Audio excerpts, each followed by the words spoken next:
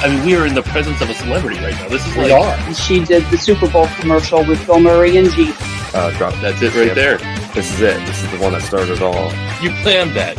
No, I didn't, but yeah, that's cool. Could we be in line for something funny to come out of the mouth? Just might happen. What a little cute. She's the best. Everyone deserves to feel their best. Everyone deserves to move their best and not have pain. I'm a little upset that Ben got like 2 inches taller because he's already tall, dark, and handsome enough. Culture is something we think about like all the time at Streakies. You know, we're all coming from different cultures. Our comments have exploded Through the roof. So there you go.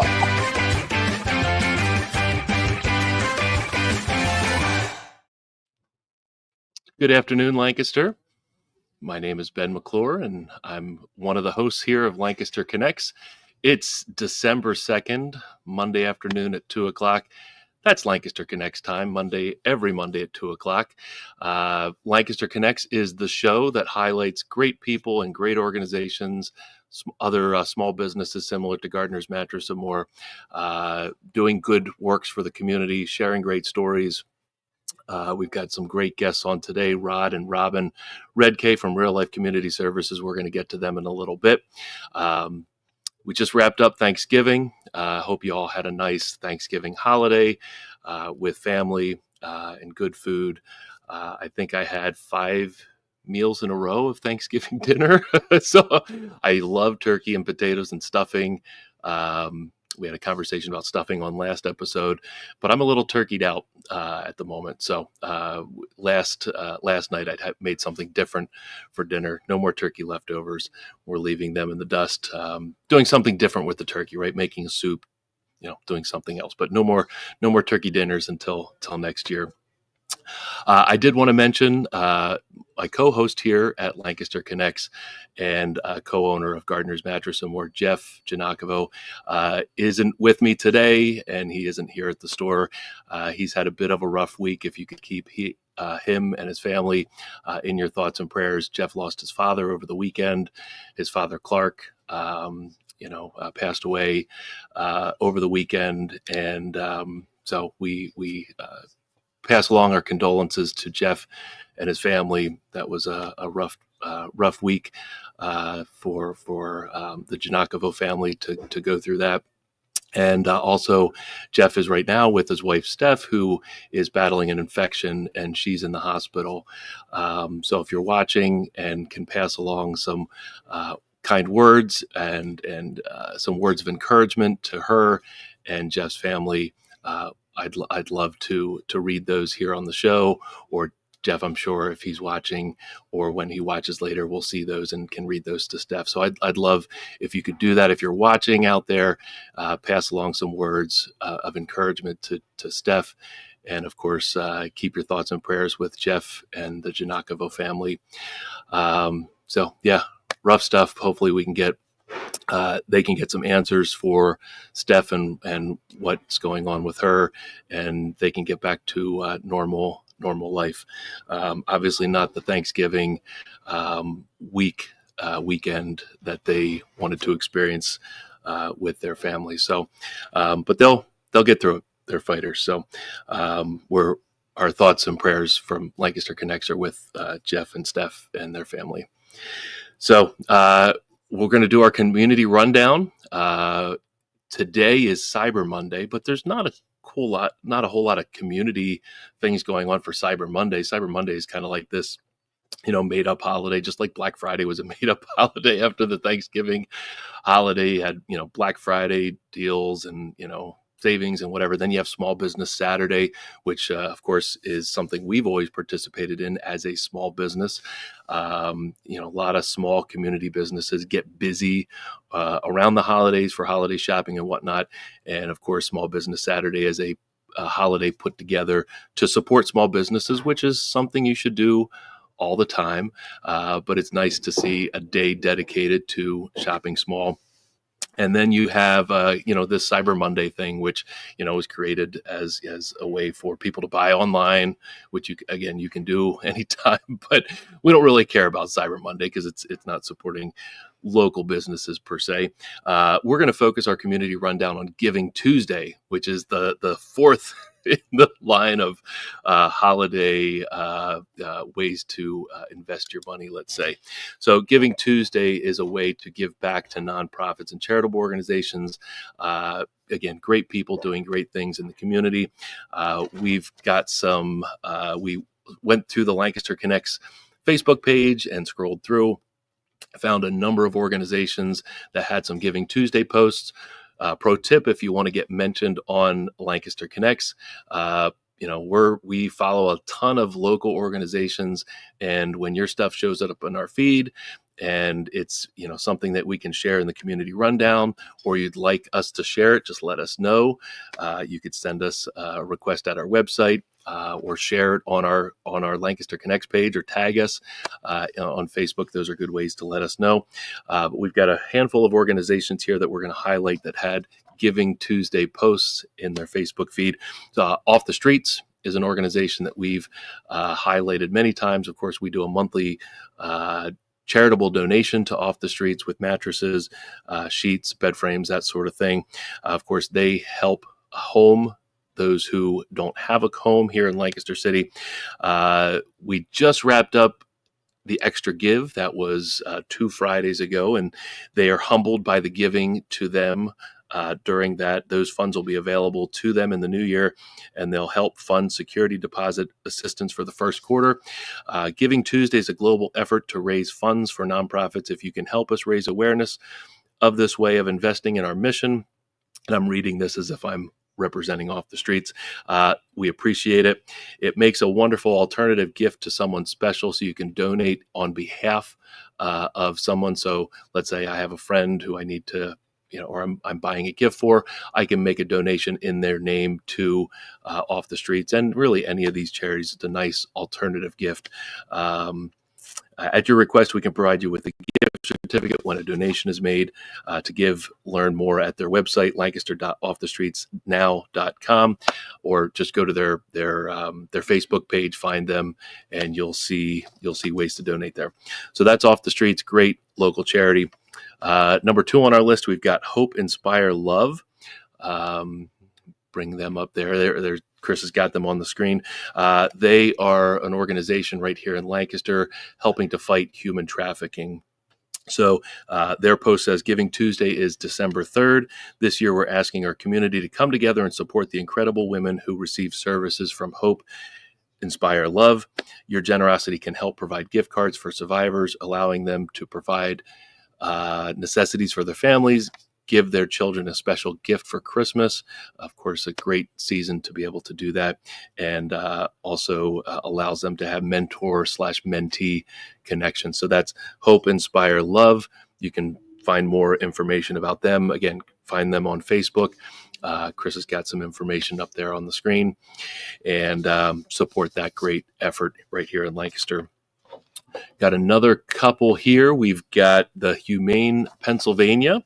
I think maybe they used to be called the Humane League. Maybe now they're just Humane Pennsylvania. Anyway, their Giving Tuesday post says, this Giving Tuesday, give the gift that keeps on giving.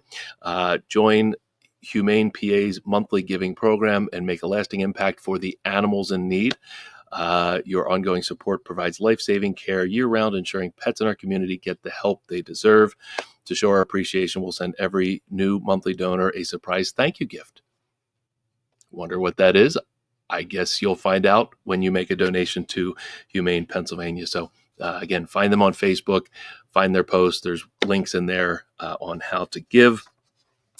And the last organization, last but not least, and of course, this is just 4 of many organizations right here in Lancaster that you can support. And of course, one of which we'll be having a conversation with in just a few moments here. But Help the Fight. Help the Fight is an organization we've had on the show, I think, a couple times before.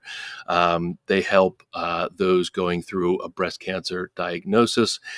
Wonderful organization run by wonderful people. Their post, their Giving Tuesday post said, join us in the fight against breast cancer on December 3rd for Giving Tuesday. On the special day of giving, your support can make a real difference for those battling breast cancer. Every donation helps provide vital resources, support, and hope for individuals and families affected by this disease. Together, we can provide comfort for those in need. there's Linda Charles, founder of Help the Fight. Again, they do, they're a wonderful organization doing amazing things for breast cancer, those going through a breast cancer diagnosis and survivors, again, affected by that disease. So helpthefight.org is their website. You can find them on Facebook. There's links on how to give. And of course, as we always say, it's great to support charities and nonprofits. It's great that you can do it on a Giving Tuesday, labeled Giving Tuesday, but you can give to these organizations every day of the year. And it's not, and as we say on the show, it's not just financial donations that these charities need. You can find ways to help in other ways. Maybe it's volunteering. Maybe it's donating your time, providing them a service. Maybe it's marketing, accounting. A lot of these organizations, they're run by volunteers and they need help. So financially, time, talent, and treasure, right? Financially, volunteer hours, and then of course your talents if you can provide them. So if you feel led to do that, reach out to some of these charitable organizations and just say, hey, I'd like to help out, and they can connect the dots on how you can make an impact there. So that was our Giving Tuesday community rundown. We've got a couple more episodes left in the year, and we're looking to wrap up 2024 strong, and got some cool things coming in 2025. I think one of our last shows of the year will be some sort of year-end wrap-up, both for Gardeners and Lancaster Connects, and we'll kind of hint at the cool things coming in 2025. But our guests have been patiently waiting backstage. Let's bring them on. We've got Robyn Redcay and Robyn Redcay of Real Life Community Services right here in Lancaster County. Rod and Robyn, welcome to the show. Hey, Ben, thank you for having us. And our thoughts and prayers do go out to Jeff and Steph and the family as they're struggling right now. I know it's got to be tough, but it's a community is important. So I'm sure they have a great family community around them.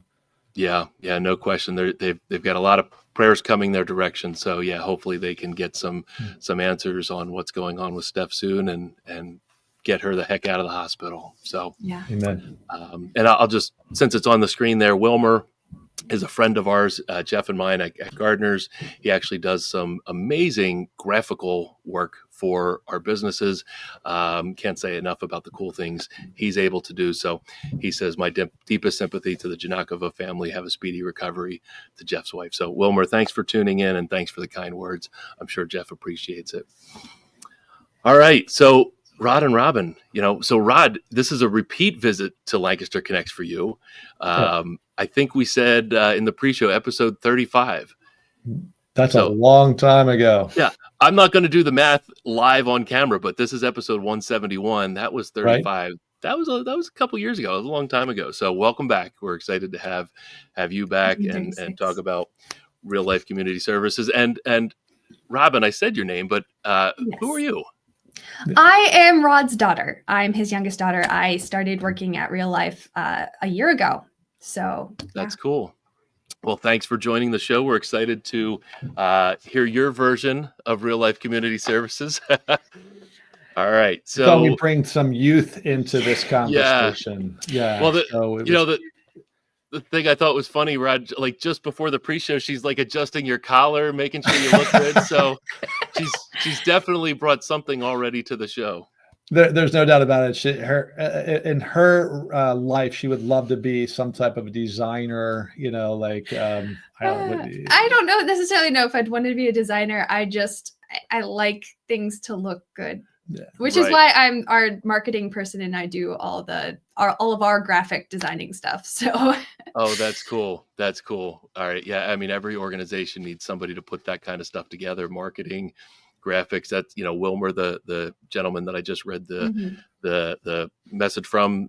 He does a lot of graphic stuff for us. It's a special talent, one that I don't possess. That's for sure. Well, whenever I need a tie, I no longer ask my wife. I ask my daughter. So there you go. Seriously, we had my cousin's wedding, and I had all of the family calling me, being like, "What am I supposed to wear?" Yeah, I got you. Oh yeah, that's funny. That's funny. So, Rod, we talked last time you were on episode 35 about real life community services, where you are, what you do, what inspired you to found the organization. Maybe give us a little bit of a recap Sure. to that for somebody that might not have watched that show before. Sure. Just real quick, I'm a man of faith. My faith is what drives me. I was the son of a single mom who struggled and worked night and day to make ends meet, and to see that my mom just struggle, and to know that it was only but by God's grace, a loving family and a loving church that helped us stay off the streets and in a home. And as I became an adult in my second year, half of my life, I figured I hit that midlife crisis and realized that, you know what, I should be making a bigger difference. And so I quit my career, not recommended for most, but I quit my career and started this nonprofit to help at-risk youth and families in need find hope and purpose in life. That's amazing. And how long ago was that? That was 2011, and don't do the math. 13 years. I said, don't do the math. You said she's a mathematician right there. Yeah, you said midlife and add 13. No, I'm just kidding. Yeah. So it's but yeah. Go ahead. I'm saying, sorry. We're just I just felt like I needed to do more to inspire young people, and through that process realized that there was a direct correlation between at-risk youth and families in need, and so early 2011 we started helping not only mentor young people but help their families, providing food for them, and just seemed like we started providing social services before we even knew what we were doing, and it was out of my heart, and I just really went for it, but I couldn't have done it without my beautiful wife Sunny at my side, who actually stopped being a stay-at-home mom and got into the world of work again, and provided for us as I was able to fulfill my dream. And who knew what it was going to transpire into. That's amazing.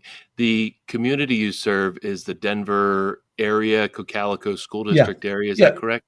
Yeah, Northern Lancaster County, but primarily the Cocalico School District is our area of focus, that we help families in need in that area, in that school district, and doing many things as we are going to go over. And why that community? Do you have ties to that community? Did you grow up in that community? So, my wife and I have similar missions. That's why we get along so well. But, we want to give back to our community and make a difference in our community wherever we live. And we came across Denver in 2004 and moved there. And Robyn was only like 1, I think, at the time. So just turned 1. And we just fell in love with the community. And in that process, we felt like it's time to give back to our community. And we started serving in many different capacities. And when I decided to quit my career and focus on this nonprofit, that gave me some time to also get into the local political world and being on borough council in Denver Borough, and then that led me to running and being mayor in 2014. Oh, wow. And so I've been mayor of Denver Borough since. So that's now. It's not a very fought for position. No, we're a small community, so there wasn't a whole lot of competition. But I own it, and I do well at trying to again serve our community with humility and gratitude for all that it's done for us. That's great. Robyn, so the Denver and Cocalico region, northern Lancaster County, what are some of the most pressing challenges faced by the community, and how does real life community services help face those challenges? Yeah, so right now, the biggest challenge that I feel like a lot of the country is seeing, but even most specifically our community, is housing. There are just not a lot of affordable housing units for single families, for individuals, but even more so, we're seeing a lot of single elderly people who they may not have family to take care of them, but they just cannot live off of Social Security alone. And so right now, we have the Declaration House, which has 10 affordable housing units, as well as the building next door, which has 5 affordable housing units. So that's one way that one thing that we have brought to the community. But also our social worker, Amelia, she works with each case, trying to help them find affordable places to live, help them find better resources. And she's our rock star. Yeah. Really, awesome. really good. And showing those that come to us with extreme care. We don't turn anyone away. Anybody calls us, we're going to give them, time, but give them referrals. We have people calling us from Atlanta, Georgia. Don't ask me why. Sure. And asking for help. We're like, well, let me see here. Let's look on the computer. Well, in your area, there could be something here. We just want people to know that they are loved and cared for. And that someone recognizes them. I think we all want to feel accepted, appreciated, acknowledged, and cared for. And if we can provide that for someone, it's a win. I love that. Just the way you said that there. Say those words again. We all want to be. Yeah, we all want to be accepted, acknowledged, appreciated, and cared for. Yeah, I love that. I love that. I mean, it's something that I learned a number of years ago. That's something that I think drives us all to want to be in that. And there's so many people in our community that are in a bad place, whether it's a result of their own actions or the actions of someone else. And regardless of that, we need to know that they have value, and it doesn't matter what situation is. There's a plan and a purpose for their life. So right there on the screen, Declaration House. Robyn, you mentioned that. How does that? What is it? What is the Declaration House, and how does it work? So the Declaration House is right now it's the brightest light in our community, and it's amazing because it used to be the darkest spot in our community. So it used to be a hotel bar called the Denver House. And it was, as Rod says, it was the most blighted property in the town. And it had the highest number of police calls. It had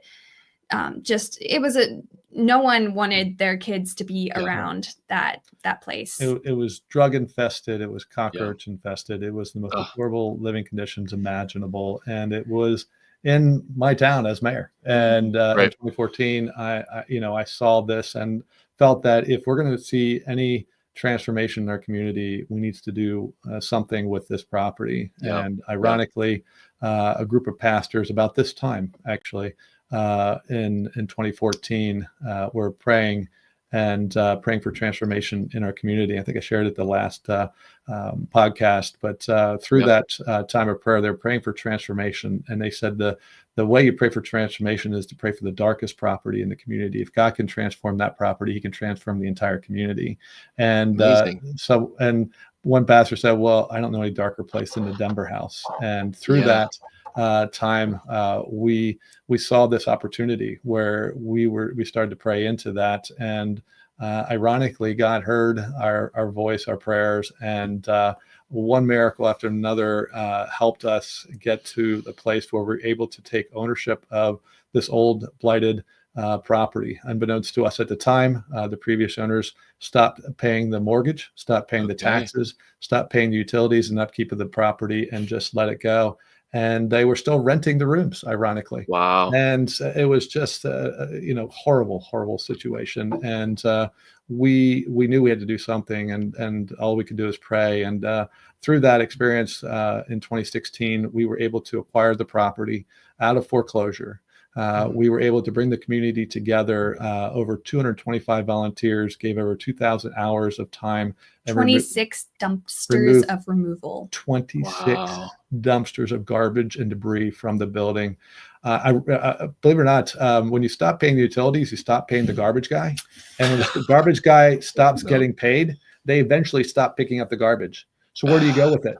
You go in the basement, you go in the attic, you go into every square foot of that building. It was just horrible. Wow. And you saw the picture earlier of the building being torn down. And Yeah. here it comes. So we had an amazing day, and I'll never forget in September 2018, where that old building came tumbling down, and it was just this dark, horrible property just went to the ground, and we then celebrated as we started rebuilding what is now known as a Declaration House, which is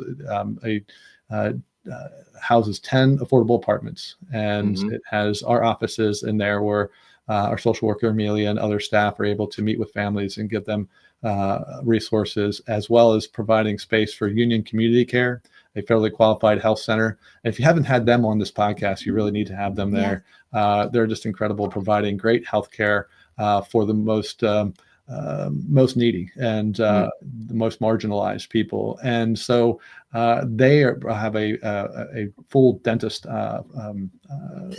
facilities that operates and help patients with their teeth, which is incredible, especially those who are Medicaid and Medicare can't afford it, as well as has a little grocery store, discount deli in our community in our downtown, which is just great. And so it's brought life back, and now we see this transformation occurring all across our downtown.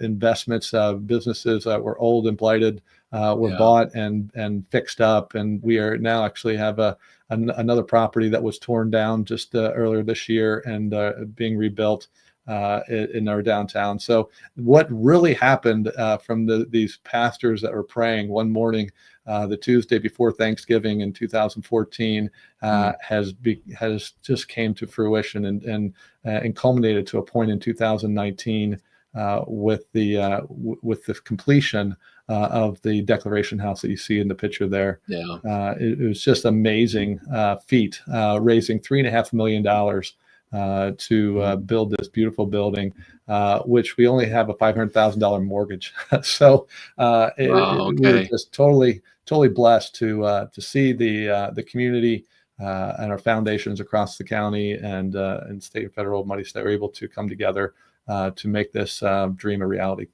Yeah, that's an amazing story, an amazing transformation of the building and subsequently the community. So thank you for the spark, the downtown Denver spark, right? Yeah. On my notes here, I see the Lighthouse Youth Center. Is that part of the Declaration House, or is that a different program? Yes. So it's part of Real Life Community Services. Okay. It's actually, we changed it from youth center to community center because we realized it's a space that we want the community to be able to use. So it is right across the street from the Declaration House. It was actually the first building that the ministry had been able to acquire. It was also another reason why we wanted the Denver house out of commission, because we wanted it to be a youth center and we wanted youth to come out and hang out. And then a bunch of people were like, who is going to send their child to a youth center that is right across the street from the Denver house? Yeah. So we use it for our youth program. We have the downstairs basement is offices for our early learning mentor. There are also organizations like AA who are able to meet there. And Churches, it's just having grief share programs and other things. So we have that open space that other organizations can meet in and provide a place where up to 40 people can congregate comfortably and enjoy. It's been used for birthday parties and weddings. Yeah. So. Yeah. And so we just love to have that space and utilize it to just make a difference and provide that care. That's great. So I've also on my notes, the Community Cares Initiative, or I'm sorry, not Community Cares, Calico Cares Initiative. I should read the words on the paper. Calico Cares. Yes. Calico Cares Coalition. How does that work, and how is it helping to build a thriving community? Yeah, our Calico Cares is a communities that care model, and it provides a way for leaders from all over the community and all sectors of our community society to come together to talk about ways that we can make our community a better place. And we're just, again, can't say enough about how our community is coming together, how they support a mission and a vision so well. That we're able to make a difference. The concept is designed to address adolescent behaviors and violence, and make it a community, a safer place for others to grow and thrive. And I see that we have some audio problems, so I apologize. We're going to try and hook up a different audio piece, but I can still hear you. Robyn's having a little trouble. I think I can hear him now. Oh, Don't know how long that'll last, but I never failed. It seems crystal clear on my end, what's coming through my speaker. So, so actually that's, kind of piggybacking on that, talking about community collaboration and volunteers. You got involvement from other local businesses, churches, volunteers. I said it at the top of the show before you were on. Volunteers make an organization run. You have the financial aspect of running an organization or a business, and any nonprofit or charitable organization needs manpower. Needs volunteers and the support of the community. So can you speak a little bit to the Denver community and how it steps up to help real life community services? So volunteers are extremely vital to how our organization runs. Like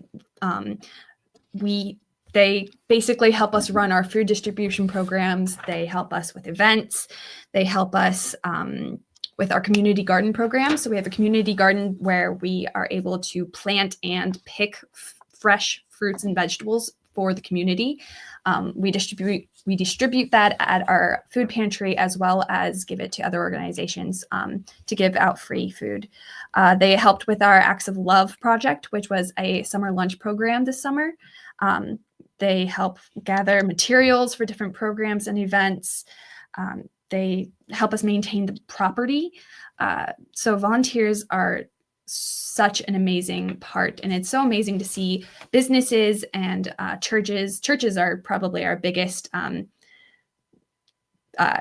volunteer pool, but it's really fun to see different businesses bring in some of their workers. Like they have a work day where they just come in and help us clean up the properties, or they'll help us sort things for different events. And it's amazing to see people wanting to give back, but it's also so important to pretty much every aspect of our ministry. Yeah, they're the backbone of our organization. We couldn't be who we are and do all that we do without them, for sure. So on the screen behind that picture, kind of, Chris, if you scroll down a tad there, I saw the Momentum Youth Program. Mm-hmm. So I see you can become a mentor there. Maybe you could speak a little bit about that program, how it works, and what the mentor-mentee relationship is. Yeah, so our Momentum program, we got picked up after our original youth program kind of got dissolved during COVID. But anyway, in 2021, we started our Momentum program, which is we just got a group of young adults who wanted to give back to the youth in our community.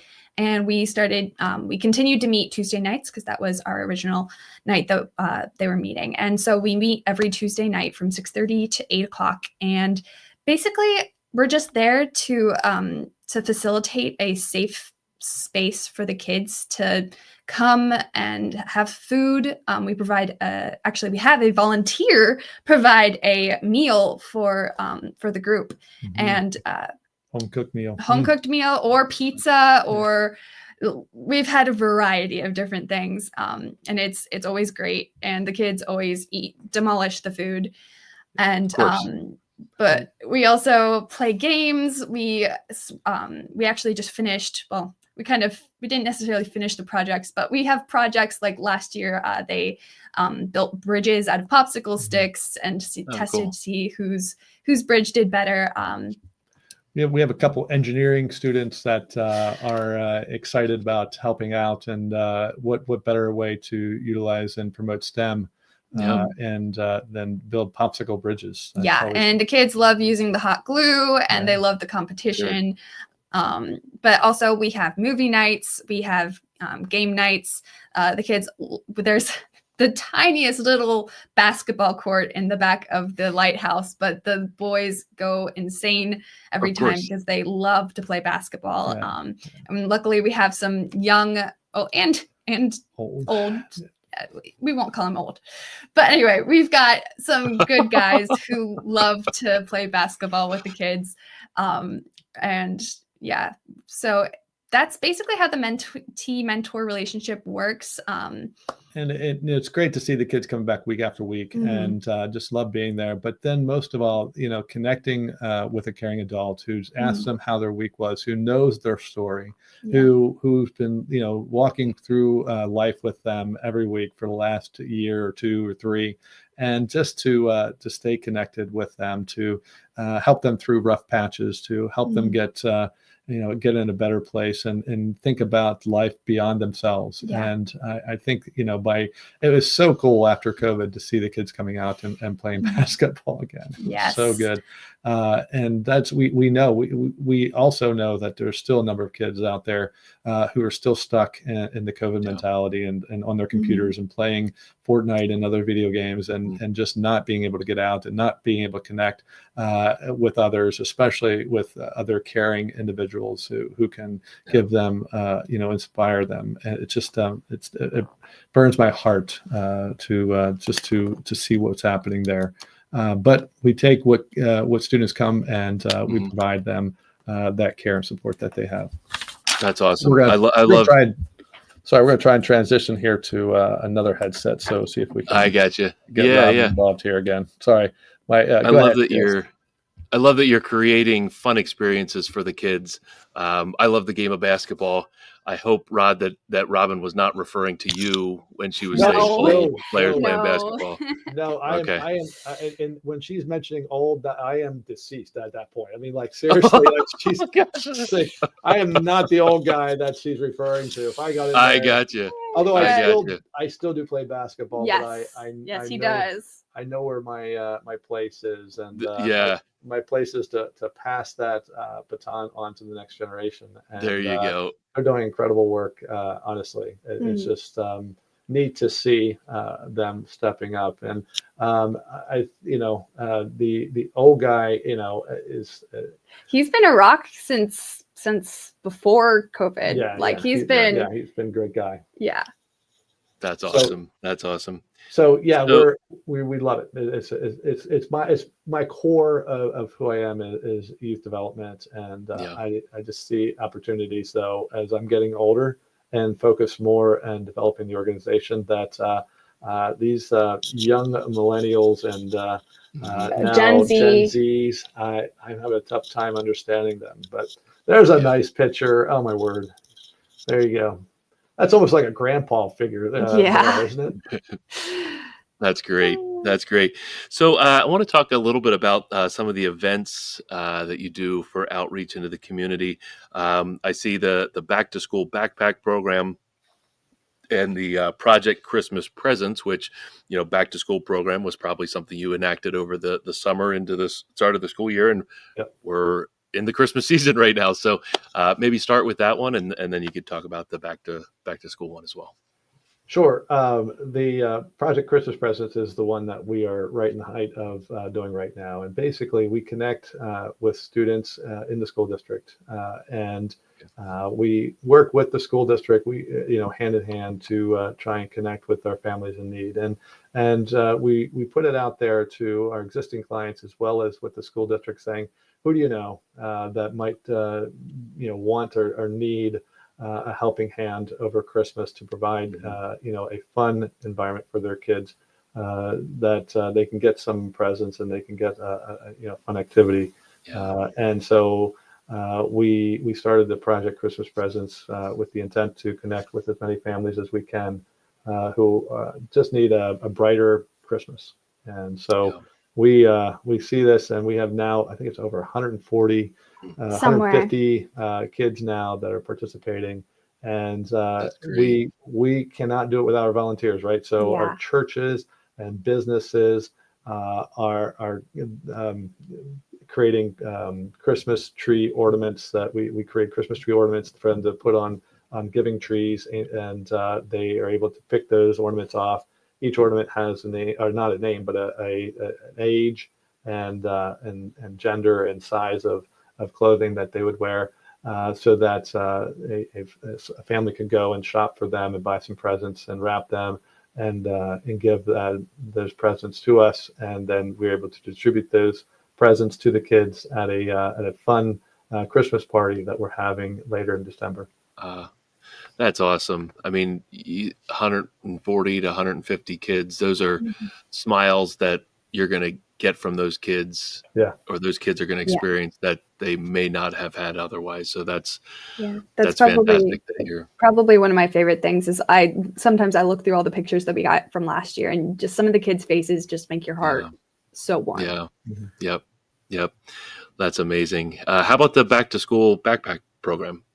Yeah, so the back to school backpack program, like you said, obviously an August sort of thing. We get together with businesses and we put out lists of supplies that are needed, and people bring the donations, and then we get backpacks, and we try to get a list from the school just to know what the kids might actually need this coming year. And we have it based on elementary school, middle school, and high school. We try to give out, I think it's 10 to 20 backpacks based on high school students, like 30 or so middle school students, and like 50 elementary school students. And then on National Night Out, we head to our local Reamstown park, and you'll see pictures there. We hand them out to, it's first come, first serve. So whoever gets there gets a free backpack. And then until we run out, and we always run out. So it's really just a great way to make sure that the kids have all the school supplies that they could need, just like the simple stuff, which is just an easy relief for the parents who are struggling, who might not be able to get their kid a new backpack this year, or all those different school supplies that is really required to help the kid do well in school. So you referenced it both in talking about this and the Christmas gift project, Christmas presents, that, you know, the community can help, businesses and organizations can help.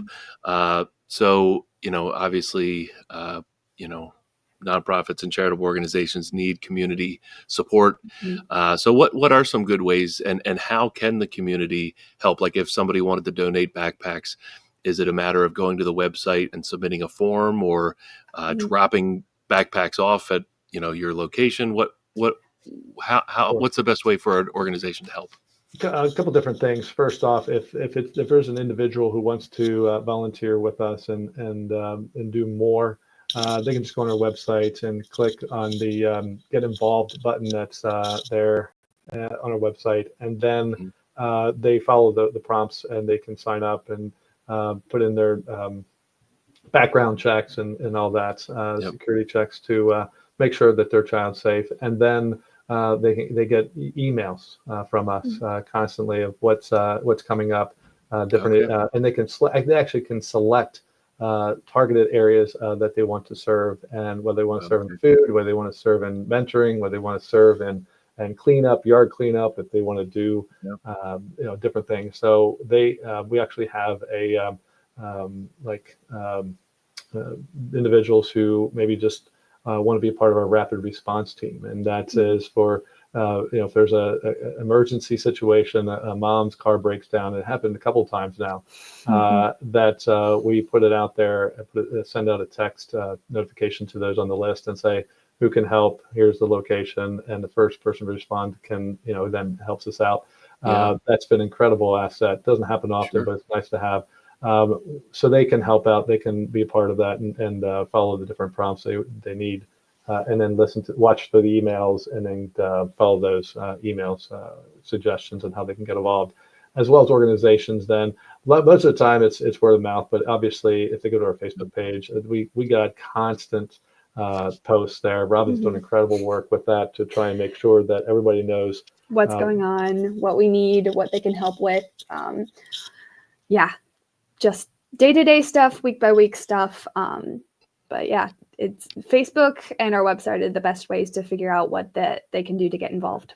Yeah, I thought that was pretty impressive. I scrolled through the Facebook feed recently, and I was like, yeah, there it all is. That's says what's going on, how you're impacting the community. Yeah, and that's how part of they our can Thanks help for Giving campaign, actually. So our end of year campaign is basically mostly word of mouth and Facebook and Instagram. So I've been making sure that there are posts every day, just sort of highlighting what we do.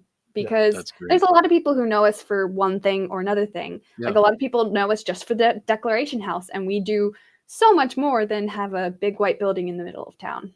So Yep. And it's so true, and we can't say enough about our community, as you heard before. Those who step up and wanting to volunteer, wanting to give back and to be involved. And food distribution. We get majority of our food comes from Central PA Food Bank, which is every week we get probably about 1,000 pounds or more from them. But it used to be early on when we were getting food. We used to get food. 99% of our food came from Central PA Food Bank. Is now back down probably to 80-85%. And that's largely due to our community's willingness to give and to support us, and through our First Friday food drives. It's coming up this week. First Friday, which is coming up this week. Thank you for the plug. They can come. People can actually give non-perishable items. They can go onto our website and look up our First Friday food drive under Warehouse 916, and they're able to then see what items we're looking for as collecting this month, and they're able to drop that off at our Warehouse 916, which is located behind the Declaration House. We have 5 properties, and they're all within a stone throw of the Declaration House. So we are blessed to see what is happening in the warehouse, and our community stepping up and doing food drives from businesses to churches to the school district. Everyone's getting involved and giving us food, which started out with a couple hundred pounds of food every First Friday. Now it's well over 1,000 pounds every First Friday. We're getting, as you can see, the list there of items that we're getting this week. We're excited. That's awesome. I mean, every time you start to say something, it's like a new thing that you're not a new thing, but like another thing another service you're offering, or another way to impact the community. It's amazing. Not even close to being done. We're almost out of time. How much time we got? Again, I must say, I mean, we just see a need. Our mission statement is we do everything possible to connect the community to hope through partnerships, collaborations, and purposeful relationships. Number one, we want to see everyone find hope. Number two is we know we can't do it alone. We have to get the help of others, and that's other organizations through collaborations and partnerships, and others through our purposeful relationships that we have with individuals and organizations and churches and businesses and government or agencies to make our community a stronger, more thriving community than we've ever seen. And it's not us. It's really this community. We just happen to be the vehicle that does it, and that they use to help and bless those who are in need. I believe that this community is only as strong as its weakest among us, and if we can help those who are in need get to be stronger, we can only be stronger as a community. That's awesome. I don't think we could wrap up the time talking to you about real life community services any better than the last minute or so statement that you just delivered there. That's amazing.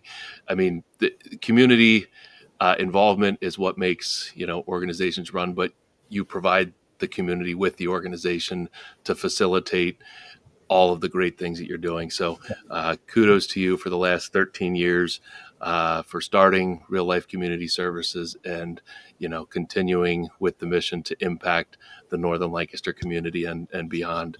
It's quite amazing. And it's been an honor to have you back on for a second time. Robyn, you the first time. Been amazing. Thank you for all you guys are doing and helping us raise awareness of what is happening through real life in our community in Northern Lancaster County. It's been great. That's And awesome. again, we're not done. Our next year is the year of expansion. So Okay, yeah, that stay tuned. was actually a question on the list that we didn't get to. Yeah, go ahead. Yeah. Well, I just we do a banquet every year, and every year there's a guest speaker, something that would draw people in. And this year we felt that we are in a place of expansion. I mean, since we built the Declaration House, we've been so successful at that. We have, so the last 5 years, we've had numerous organizations, individuals, communities, churches, people coming to us and saying, "How did you do this? And can you do it in our community?" And from No way. Tri-County region, it's just been incredible. And for us, we say we can help you, but we can't do it. But we're starting to see that it's time to expand. So we're hiring another social worker. So the one that we have now can focus on programs and expand our programs more. And we have a little teaser. There's a new program that will be unveiled at New Year's Eve. We have a New Year's Eve great reveal, and that will reveal how much we've been able to raise and what's a new program we're going to be unveiling and getting started. So it'll be fun, and we have other expansion ideas and plans for 2025. So what you've heard is just a tip of the iceberg of what we're wanting to do and make a difference. As our community continues to support us, we're going to continue to expand and grow so that we can touch more lives and be more impactful. I love it. So your New Year's Eve announcement, definitely share it with us. We'll share it on the show following that announcement. Yeah, of course. And, we'd love to have you on again in the future, whether that's sometime in 2025 or beyond. But, as you're expanding or you got something new to bring to the show, let's have you back on and have another discussion. That'd be awesome. Yeah, absolutely. And it's just neat to see what's happening, and I love it. And getting this younger generation involved has been a lot of fun too. It just bring new life and new energy. Yep. The non-old crowd, right? Right. There's our non-old guy. Yeah. By the way. Thanks for what you do for the organization, Robyn, and thanks for being on the show here. So, well, we're out of time for discussion about real life community services. Thanks for being on and sharing. But let's do our connection cocktail questions. Just a few questions to get to know our guests a little bit better. So we just wrapped up Thanksgiving. Some people love Thanksgiving for the food and all the family gatherings. But do you each have a favorite holiday or a favorite holiday tradition? I would say the only thing I could think of is that I like to decorate for Christmas, like right after Thanksgiving. I don't like anything about Christmas before Thanksgiving, which my fiance finds insane. But normally it's been my mom, my sister, and me. We decorate the whole house on Black Friday instead of going out shopping. That's cool. My mom realized she just likes the house decorated. She doesn't like to do the decorating. So it was my sister who kind of took that over. And then my sister moved away and had her own house. And so it's still one of my favorite things to do, though, to decorate for Christmas. That's cool. Rod, how about you? I love Thanksgiving. Love people coming together and having family over and eating turkey, but more, with a Lancaster County flair. Adding handballs. That is interesting. Okay. That is right there. All right. Yep. I'm not a Lancaster County boy from youth, so I've experienced handballs, but I can't say it was part of my childhood. All right. Next question. If you could travel back in time, where would you go? Either like a place or just way back in time, whatever, you got one? I like the time of Renaissance. That's where most of my favorite paintings come from, my favorite artists, and just favorite, a lot of different things. Probably my favorite time in history. So I'd probably go back Cool. somewhere in the Renaissance. No specific place, but Renaissance is mostly, Europe. So probably Italy, Greece. Yeah. But with modern plumbing. Yes. Yes. Absolutely. And showers and Yes. clothes. Yep. Yeah. Cool. Rod, how about you? I think I'd just be back in Bible times and just to experience Jesus walking on the earth and the crowds of people and the people being healed and in front of our eyes. That'd be totally incredible. And to see his interaction and how he really connects with people and how he relates with those who are desperately in need. And I looked and tried to do that and model that the best I can. I'm probably horrible at it, but I think it's great to see just someone like that you can espouse to and hope to be as best as you can be. Well, I'd say you're doing a pretty good job. That answer makes sense with the mission you started. Well, you're too kind. Thank you. So last question, and then we'll let you go. I guess we're close to winter, but we're still in fall. Do you each have a favorite fall thing to do in Lancaster County? Wow. Fall thing. The only thing I could think of is to go to Oregon Dairy's corn maze. Okay. Oh, yeah. But I've only done it once or twice, but it was a lot of fun. And that's the only fall specific thing I can think of. Except I did love our church's Harvest Festival growing up. That was a lot of fun. But once you're an adult, you don't really do the kiddie stuff. So Sure. So then it's corn maze time. Yeah. Right. Rod, anything you like to do in fall? Just I think just seeing the leaves change, maybe go up to Jim Thorpe, to see just the beautiful fall leaves and colors and just enjoy going out to a winery with my wife or just experiencing a beautiful weather. Yep. We definitely have a unique 4 seasons here in Pennsylvania. Sometimes it maybe only feels like 3, but experiencing the kind of the starts warm, ends cool, fall season, leaves changing, that whole thing. There's some beautiful spots in Pennsylvania to enjoy that. So, well, Rod and Robyn, thank you so much for being on the show, being on Lancaster Connects. Rod, for a second time, sharing about real life community services and all the great ways that you're impacting the Northern Lancaster community. Thank you to the two of you, and hope you have a great rest of your afternoon. Thank you, Ben. It's been a great pleasure spending time with you, and you can call me anytime. We'd love to come back on and talk about what's next in our venture. That sounds great. We'll definitely keep in touch. All right, take care. See you guys. Yep, you too. Yep, see you.